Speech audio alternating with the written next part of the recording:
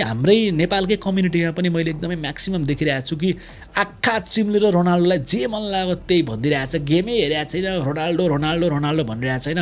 म यहाँनिर स्ट्याट हालिदिन्छु, ओप्टा एनालिस्टबाट आएको स्ट्याट, जहाँ चाहिँ भिटिनियाले जति पनि पास खेल्यो अस्तिको म्याचमा त्यो पासको पुरा म्यापै छ, कति धेरै ब्याक पास खेलाएको छ र कति धेरै साइडवेज पासेसहरू खेलाएको छ जुन चाहिँ अननेसेसरी थियो। त्यो तपाईँले हेर्नु होला, मैले फोटो भेट्ने बित्तिकै हालिदिन्छु। र ओभरअल पोर्चुगलले खेलेको पासको म्याप पनि छ यहाँनिर, जहाँ चाहिँ 783वटा जुन पास अटेम्प्ट गरेको छ पोर्चुगलले, त्यो कहाँ गऱ्यो त, सबै कुरा छ त्यहाँ हेर्नु होला तपाईँले कि बक्समा कतिचोटि पास खेलाएको छ पोर्चुगलले र कस्तो कस्तो ठाउँबाट खेलेको छ। सो कङ्गोसँग त्यो लेभलको पर्फर्मेन्स कसैले पनि एक्सपेक्ट गर्दैन, जबकि पोर्चुगलको टिम मिडफिल्ड डोमिनेटेड टिम हो।